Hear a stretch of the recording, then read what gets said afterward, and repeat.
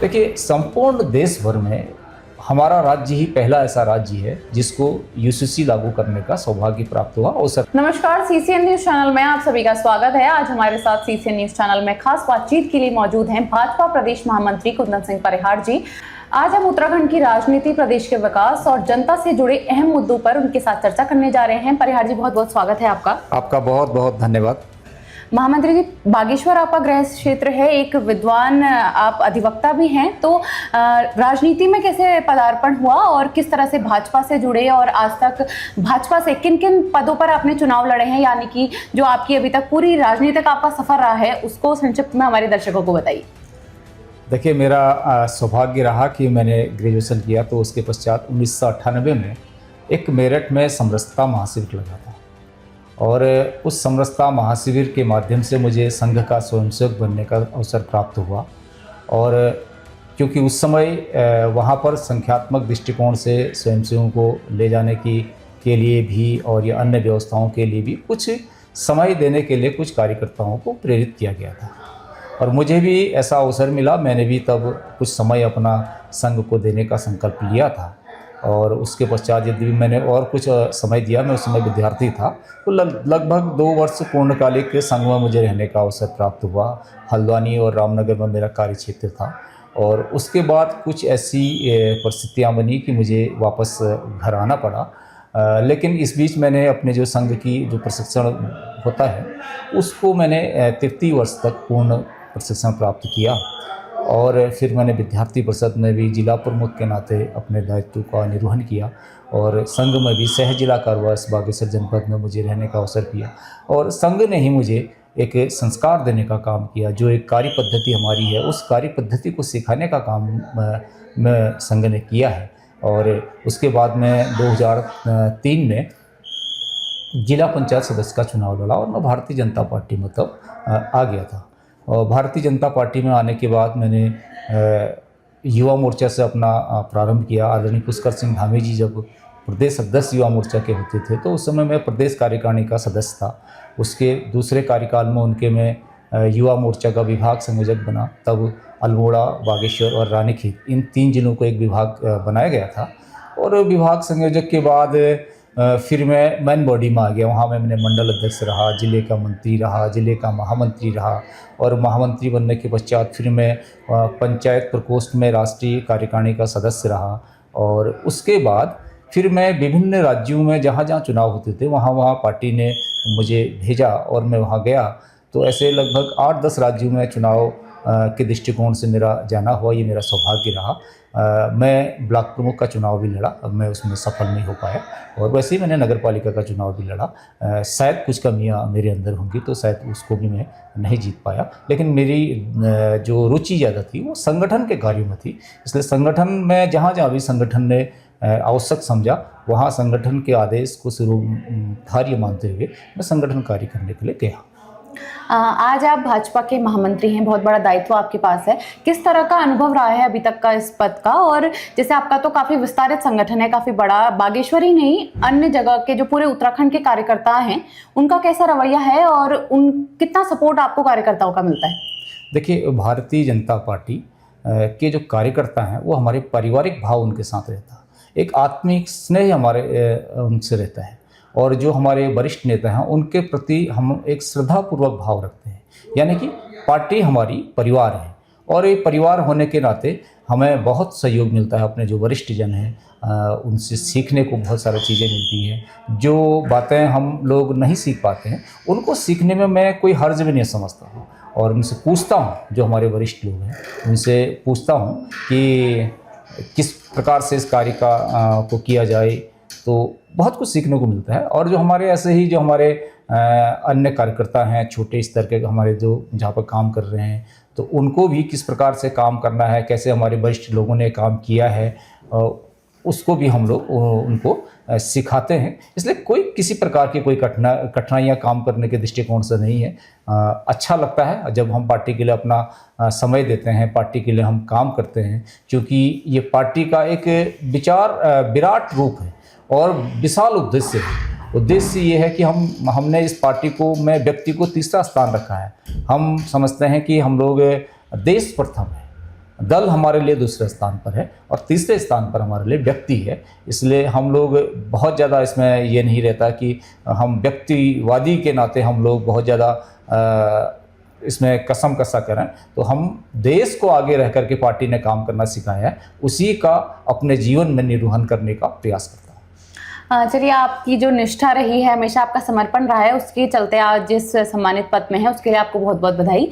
अब हम बात करते हैं जो सरकार अभी मना रही है 4 साल बेमिसाल, तो ऐसे क्या कार्य जो सरकार ने इन 4 सालों में किए हैं कि आप लोग ये दावा कर रहे हैं कि ये 4 साल बेमिसाल रहे?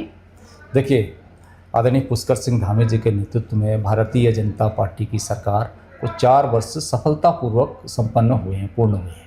हमने इन 4 वर्षों में देखा कि ऐसे ऐतिहासिक निर्णय इस माननीय धामी जी के नेतृत्व में लिए गए हैं, चाहे वो अल्पकालीन हो चाहे वो दीर्घकालीन हो। अल्पकालीन योजनाओं के माध्यम से जहां उन्होंने जनता को तत्काल राहत देने का काम किया, वहीं दीर्घकालीन योजनाओं के माध्यम से भी अगला 25 वर्ष में उत्तराखंड राज्य कैसा बने, उस दृष्टिकोण से भी हमारी सरकार ने कदम उठाए हैं। हम बात करते हैं जैसे यूसीसी की। देखिए, संपूर्ण देश भर में हमारा राज्य ही पहला ऐसा राज्य है जिसको यूसीसी लागू करने का सौभाग्य प्राप्त हुआ, अवसर प्राप्त हुआ और उसने लागू किया। आज देश के अन्य राज्य इस यूसीसी का अनुकरण कर रहे हैं, उसको जान रहे हैं, अपने राज्य में भी इसको लागू कराना चाहते हैं। इसलिए हमारी सरकार ने, हमारे राज्य ने एक नज़ीर पेश की है यूसीसी के बारे में। और वैसे ही हम देखते हैं कि जब हमारे युवा साथी, हमारे बच्चे प्रतियोगी परीक्षाओं में दिन रात मेहनत करते थे, लेकिन उसके बाद उनको निराशा लगती थी। निराशा केवल जो युवा साथी हैं, जो बच्चे हैं, उनको ही नहीं लगती थी, उनके माता पिता को भी लगती थी।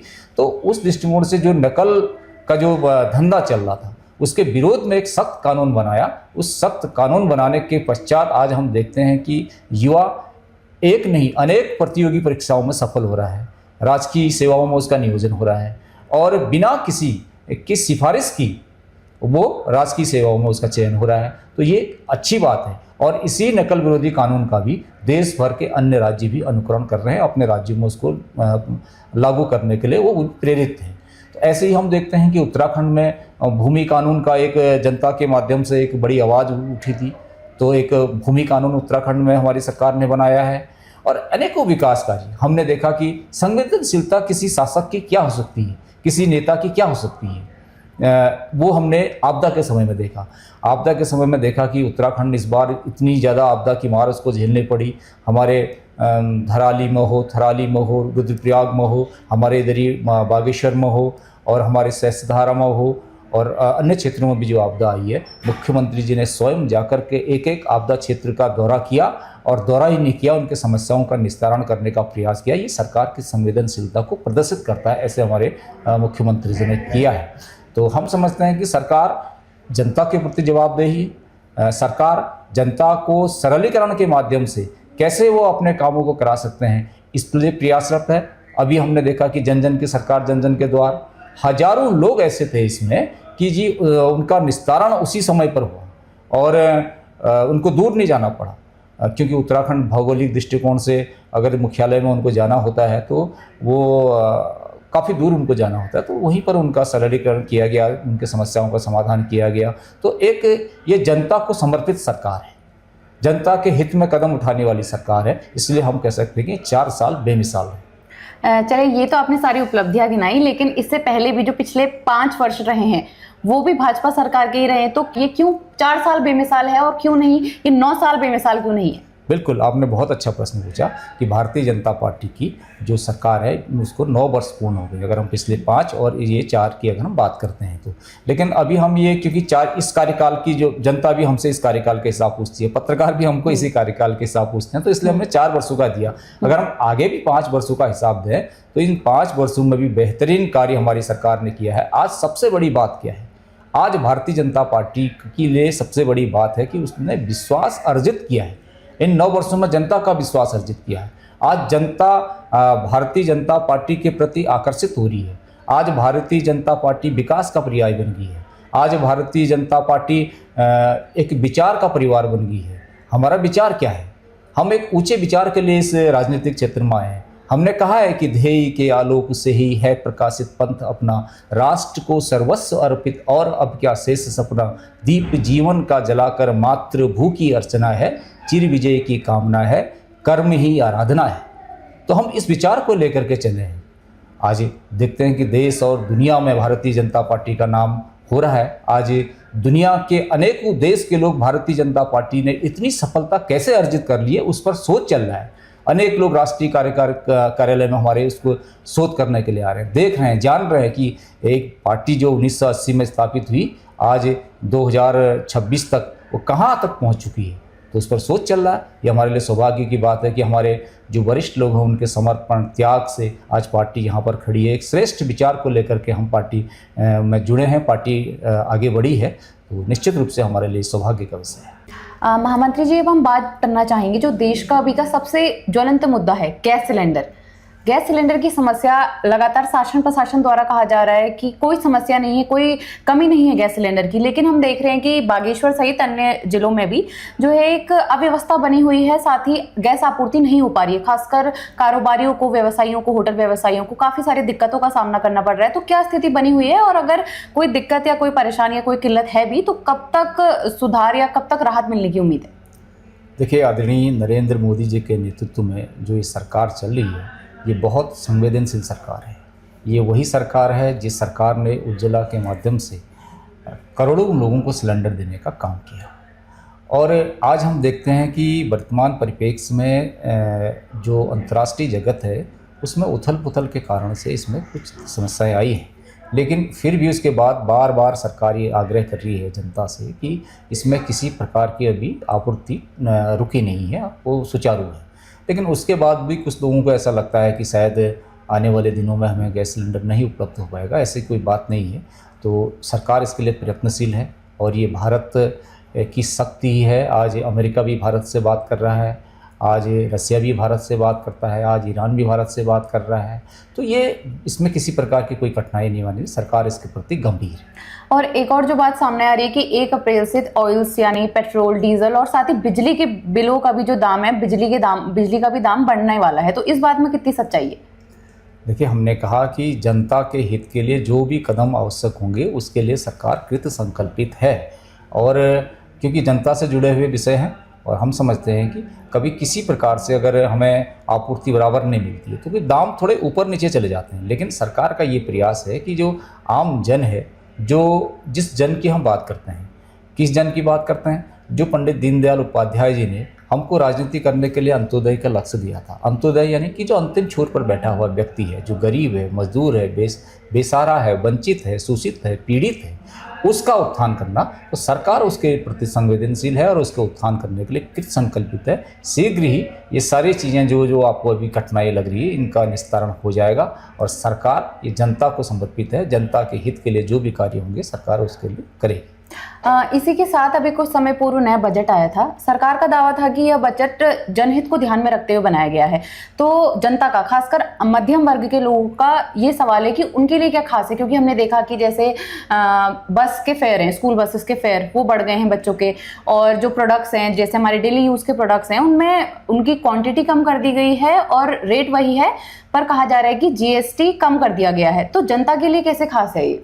देखिए, सरकार ने जो बजट पेश किया है वो एक समावेशी है, वो एक संतुलित बजट है, वो इस देश और राज्य को आगे बढ़ाने वाला बजट है। चाहे हम केंद्र की बजट करें, चाहे हम राज्य की बजट की बात करें। अगर हम राज्य की बजट की बात करें तो अब तक का आदरणीय पुष्कर सिंह धामी जी ने इस राज्य के सर्वाधिक धनराशि का बजट प्रस्तुत किया है।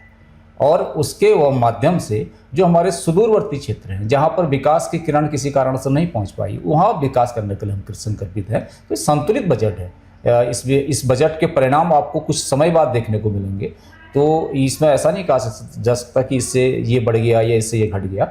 ये सरकार ने प्रयास किया है कि समावेश सभी वर्गों का इसमें हो, और इस संतुलन को साधते हुए सरकार ने एक सफल बजट पेश किया है और हम समझते हैं इसके परिणाम बहुत शीघ्र आएंगे। चलिए, अब बात हम अपने बागेश्वर जनपद की करते हैं। बागेश्वर जनपद की जो सबसे मुख्य समस्या है वो यहाँ के अस्पतालों की है। जो हमारी स्वास्थ्य सेवाएं हैं वो इतनी अच्छी आप भी मानते होंगे शायद कि नहीं है, क्योंकि यहाँ क्या है कि डॉक्टरों की कमी है, बहुत ज़्यादा डॉक्टरों की कमी है। समय समय पर कहा जाता है कि 10 डॉक्टर नियुक्त किए गए हैं, 15 डॉक्टर नियुक्त किए गए हैं, लेकिन धरातल पर कुछ भी होते हुए नहीं दिख रहा है। साथ ही इंफ्रास्ट्रक्चर तो क्रिएट हो रहा है और इक्विपमेंट्स भी हमारे पास हैं, लेकिन उनको चलाने वाले स्पेशलिस्ट हैं जैसे रेडियोलॉजिस्ट हैं, वो हमारे पास उपलब्ध नहीं हो पा रहे। कब तक जनता को इस चीज़ से राहत मिलने की उम्मीद है? देखिए, हमारी सरकार ने ये प्रयास किया है कि सुदूरवर्ती क्षेत्रों तक स्वास्थ्य सुविधाएं पहुँचे। और इसी के निमित्त हमने देखा कि ये वही सरकार है जिसने इस चिकित्सालय का उच्चीकरण करवाया, ये वही सरकार है जिसने यहाँ पर डॉक्टरों को देने का काम किया, ये वही सरकार है जिसने यहाँ पर सारे प्रकार के इक्विपमेंट देने का काम किया। पहले क्या होता था, हमें किसी को अगर एक्सरा भी कराना होता तो यहाँ से बाहर जाना पड़ता था, आज वो सारी चीज़ें यहाँ पर हो रही हैं। मैं मानता हूँ इस बात को कि इस बीच कुछ डॉक्टर्स यहाँ से गए हैं, हम उसके लिए बात करेंगे, सरकार से बात करेंगे, माननीय मुख्यमंत्री जी से बात करेंगे, स्वास्थ्य मंत्री जी से बात करेंगे, ताकि शीघ्र ही यहाँ पर जो है डॉक्टर आ जाए और हमारे यहाँ के बागेश्वर के लोगों को उसकी सुविधाएँ प्राप्त हो सके। और एक और चीज़, जो 108 एम्बुलेंस सेवा है उसकी स्थिति काफ़ी ज़्यादा दयनीय, काफ़ी ज़्यादा बदहाल है। अभी 2-3 दिन पूर्व ही एक घटना हुई, एक महिला को यहाँ से रेफर किया गया, आपने देखा होगा वो न्यूज़ चैनलों के माध्यम से रेफर किया गया और एम्बुलेंस दियांगड़ के पास जाकर रुक गई। और उस समय महिला को, वो प्रसव पीड़ा में महिला थी, काफ़ी दिक्कतों का सामना करना पड़ा और काफ़ी स्थिति काफ़ी गंभीर भी हो सकती थी। और लगातार स्थानीय लोगों द्वारा भी एम्बुलेंस को लेकर विरोध जताया जा रहा है। ये सुविधा कब सुधरेगी इस जनपद की? देखिए, ये असुविधा सेवा की नहीं है, व्यक्ति के कारण से है। मैं समझता हूँ कि जो भी उसके ऑपरेटर हैं या फिर जो भी उसका पहले भी कई सारे हो चुके हैं उसके जो संचालन कर रहे हैं, तो उनके द्वारा ये कठिनाई आई है, तो उनसे निश्चित रूप से बात करेंगे। अगर कोई किसी भी प्रकार के जनता के प्रति इस प्रकार के लापरवाही बरतता है तो हम सरकार से भी कहेंगे कि उन पर कार्रवाई हो, क्योंकि जो अंतिम व्यक्ति है या फिर जिसको स्वास्थ्य की एकदम तात्कालिक आवश्यकता है तो वो मिलनी चाहिए। इसके लिए एम्बुलेंस एक अच्छा माध्यम है, ये भी हमारी सरकार ने इसका प्रारंभ किया था, तो उसको सुचारू रूप से संचालन हो, उसके ठीक प्रकार से संचालन हो, इसके प्रयास किए जाएंगे और जो भी इसमें लापरवाही करेगा उसको कठोर दंड दिया जाएगा। साथ ही सरकार लगातार शिक्षा को बढ़ावा देने की बात करती है, लेकिन अभी जो क्लस्टर स्कूल्स की शुरुआत हुई है या जो भी अभी विलय विद्यालयों के हुए हैं, जिससे लगभग एक आंकड़ा मैं आपको जो मुझे पता है 826 स्कूल्स लगभग बंद हुए हैं। खासकर ग्रामीण इलाकों में बच्चों के लिए काफ़ी असुविधाजनक हो गया है, क्योंकि दूर उन्हें ट्रैवल करना पड़ रहा है, दूर पैदल चल के जाना पड़ रहा है। तो इस गैप को कैसे फिल करेंगे? जो अभी असुविधा बच्चों को हुई है, साथ ही अभिभावकों को हुई है, इस गैप को कैसे फिल किया जाएगा? देखिए, कुछ विद्यालयों में वास्तविक रूप से कठिनाइयाँ हैं, क्योंकि उत्तराखंड एक भौगोलिक क्षेत्र है, यहाँ विषम परिस्थितियाँ हैं और दुर्गम स्थानों पर हमारे स्कूल हैं। अगर छोटे छोटे बच्चों को स्कूल जाना पड़ता है तो उनकी दूरियाँ कुछ मैदानी क्षेत्रों से अधिक है। लेकिन ये भी एक दूसरा कारण है कि आज हम देखते हैं कि विद्यालयों में छात्र संख्या निरंतर रूप से कम होते जा रही है, कहीं कहीं तो संख्या 2 पर आ गई है। तो इसके कारण से कहीं ना कहीं थोड़ी कठिनाई हो रही है, लेकिन निश्चित रूप से हम जो भी अपने जनपद के इस प्रकार के कहीं पर कोई कठिनाई हैं तो माननीय स्वास्थ्य मंत्री से भी बात करेंगे कि इसका समाधान कैसे निकाला जाएगा, और जो अधिकारियों के माध्यम से जहाँ पर कहीं को कुछ कमियां हो रही है तो उनसे भी हम आग्रह करेंगे कि इसको दूर किया जाए, ताकि हर बच्चा पढ़ सके। क्योंकि शिक्षा एक ऐसा माध्यम है जो व्यक्ति को सक्षम बनाता है, सामर्थ्यशाली बनाता है, और वही उसके माध्यम से हम उसके अंदर संस्कार पैदा करते हैं। तो शिक्षा एक महत्वपूर्ण माध्यम है, इसमें किसी प्रकार की कहीं भी कोताही न हो, ऐसा हमारा प्रयास रहेगा। महामंत्री जी, अगर हम बात स्पोर्ट्स की करें, जैसे बागेश्वर के पास अपना एक स्टेडियम नहीं है, आप देखते हैं यहाँ काफ़ी सारे प्रतिभावान खिलाड़ी हैं जो कि लगातार निरंतर बागेश्वर का, उत्तराखंड का नाम रोशन कर रहे हैं, लेकिन यहाँ डिस्ट्रिक्ट स्पोर्ट्स अथॉरिटी के पास अपना एक फील्ड नहीं है। उनको जो भी प्रोग्राम अपने आयोजित करने होते हैं वो डिग्री कॉलेज मैदान में करते हैं। साथ ही हमारे अन्य तहसीलों में भी ऐसा कुछ मिनी स्टेडियम या कुछ नहीं है। तो कब तक ऐसा कुछ सुविधा बच्चों के लिए यहाँ उपलब्ध हो पाएगी? देखिए, तहसील स्तरों पर तो कुछ मिनी स्टेडियम अभी बन रहे हैं और कुछ अभी बन भी चुके हैं, लेकिन जो ज़िले का हमारा स्टेडियम है वो हमारी सरकार ने उसकी घोषणा भी की है, उसमें काफ़ी अधिक काम हो भी चुका है और मेरे ही गांव खोली में उसका चयन भी हुआ है। अभी उसमें कुछ जो भूमि दाता हैं उनके द्वारा भूमि दान किया जाना है और बाकी शेष प्रक्रिया उसमें सारी प्रारंभ होगी। हम समझते हैं कि शीघ्र ही जो हमारा स्टेडियम है, जो एक बहुत आकर्षक भी होगा, बहुत विशाल भी है, बहुत अच्छे स्थान पर भी बन रहा है, तो वो मूर्त रूप लेगा और उसका काम प्रारंभ हो जाएगा। अभी कुछ देर पहले ही आपने आपदा की बात की थी, तो ये जो पिछला मानसून रहा ये उत्तराखंड के लिए काफ़ी चुनौतीपूर्ण रहा। उत्तराखंड के कई इलाकों में बाढ़ आई, इधर पौसारी, थराली, धराली, कई अन्य क्षेत्रों में आपदा आई।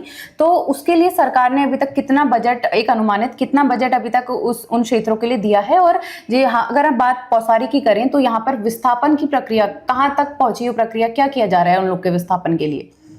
देखिए, सरकार, मैंने कहा कि पहले ही दिन से संवेदनशील है। सभी जिलाधिकारियों को माननीय मुख्यमंत्री जी ने निर्देश दिया था कि वहाँ पर आगरण बना करके भेजें, और सब ने वहाँ पर आगरण बना के भेजे भी हैं। कुछ धनराशि वहाँ पर आवंटित की गई है, कुछ धनराशि आवंटित होना शेष है, क्योंकि बड़ी मात्रा में इस बार जो है आपदा यहाँ पर आई थी। केंद्र से भी हमको सहायता प्राप्त हुई, लेकिन उसके पश्चात भी क्योंकि पर्वतीय क्षेत्र है, यहाँ पर आपदा के समय में हम साल भर जितना काम करते हैं, तो ये दुर्भाग्य है कि यहाँ पर आपदा के समय में वो बहुत सारा नुकसान हमें उसका झेलना पड़ता है। तो सरकार ने पूरा प्रयास किया है, आगरण बन चुके हैं, कुछ धनराशि आवंटित हो चुकी है, कुछ और होनी शेष है। तो शीघ्र ही जो धनराशि आवंटित होनी है वो भी हो जाएगी और वहाँ पर कार्य हो जाएगा। जहाँ तक पुनर्वास की बात है तो सरकार उसके लिए भी प्रयास कर रही है कि कैसे उनको कहाँ पर, किस स्थान पर उनका पुनर्वास किया जा सके, ताकि उनको किसी भी प्रकार का कोई खतरा ना हो। आपको ज्ञात होगा कि यहाँ जो तहसील परिसर में है, हर रविवार को टनकपुर बागेश्वर रेल संघर्ष समिति द्वारा आंदोलन किया जाता है, प्रदर्शन किया जाता है।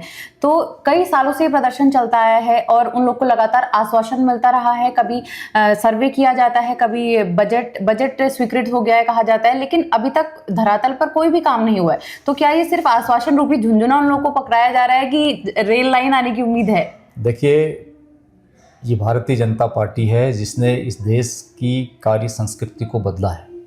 ये वही सरकार है जो उद्घाटन उसका शिलान्यास करती है तो उसका उद्घाटन भी करती है। माननीय नरेंद्र मोदी जी ने स्वयं इस बात को कहा है कि बागेश्वर टनकपुर रेल लाइन बनेगी। तो ये विश्वास है, ये बनेगी निश्चित रूप से। ये बहुत बरसों से लंबित था, कांग्रेस की सरकारों ने कभी इस ओर इसका ध्यान नहीं दिया। आज हमारी सरकार ने इसका सर्वे पूरा कर लिया है और निश्चय ही हमारा विश्वास है कि शीघ्र ही इसमें जो आगे की प्रक्रिया है वो पूरी हो जाएगी। क्योंकि सर्वे पहले कुछ और था, कुछ स्थानों पर ऐसी जानकारी आई है कि सर्वे भी चेंज हुआ है। तो ये एक हमारी सरकार का संकल्प है। ये हम जनता से कहना चाहते हैं कि आप विश्वास रखें, थोड़ा धैर्य बनाए रखें। निश्चित रूप से टनकपुर बागेश्वर की रेल लाइन यहाँ पर आएगी। और जो आंदोलनरत है उनसे भी हम आग्रह करते हैं कि आपको आंदोलन करने की कोई ऐसी आवश्यकता है नहीं, निश्चित रूप से ये बनेगा और हम इस बात का आपको विश्वास दिलाते हैं। हाँ मंत्री जी, लगातार सरकार का एक नारा है नशा मुक्त उत्तराखंड। तो एक तरफ ये नारा चल रहा है और एक तरफ सरकार द्वारा ही कई सारी शराब की दुकानें लगातार खोलने का काम किया जा रहा है। अगर हम बागेश्वर की बात करें, यहाँ ग्रामीण और स्थानीय महिलाएं लगातार शराब और शराब की दुकानों के खिलाफ विरोध जता रही हैं, लेकिन फिर भी ये दुकानें लगातार खोली जा रही हैं, बार खोले जा रहे हैं। तो क्या कारण है कि सरकार को क्या राजस्व ज्यादा प्यारा है कि ये बिगड़ता हुआ समाज सरकार को नहीं दिख रहा है? देखिए, सरकार की पहली प्राथमिकता है इस प्रदेश की जनता। मैं आपको एक उदाहरण के माध्यम से बताता हूँ कि ये सब एक जागरूकता का विषय है, ये समझदारी का विषय है। अगर हम शराब पिए ही नहीं तो फिर दुकान खोलने की कोई आवश्यकता रहेगी नहीं। लेकिन मेरा ये मानना है कि ये एक अनुभव में आया है, जहाँ जहाँ शराब की दुकानें नहीं हुई वहाँ तस्करी शुरू होगी। ये कटु सच्चाई है। ये मुझे इसको कहने में कोई अतिशयोक्ति नहीं है कि जहाँ जहाँ पर जो है शराबबंदी हुई है वहाँ पर जो है तस्करी शुरू होगी। हम इसको कोई एक राजस्व का जरिया नहीं बनाते हैं। अगर व्यक्ति शराब पिए ही नहीं, वहाँ के लोग शराब पिए ही नहीं, तो दुकान खोलने की आवश्यकता होगी नहीं और कोई भी व्यापारी वहाँ पर घाटे का सौदे के लिए जाएगा भी नहीं।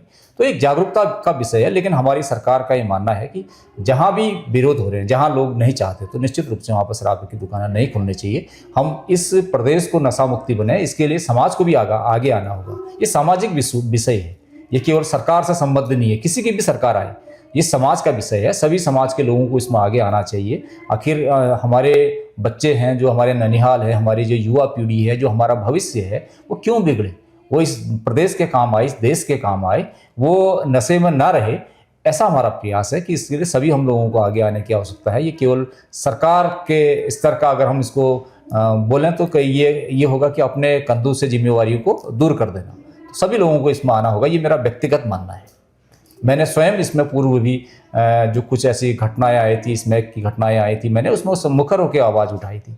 मेरे कुछ अधिकारियों से उसमें अंतर्विरोध भी हुई और उसमें कुछ लोगों ने मुझे धमकी भी दी थी कि क्या इनके ऊपर हम मुकदमा कर देंगे। मैंने भी चुनौती दी थी कि आप मुकदमा दर्ज कराओ, कुछ कराओ, लेकिन हम अपने बच्चों की लाश पर राजनीति नहीं करना चाहते। मैं इस बात को स्पष्ट करना चाहता हूँ।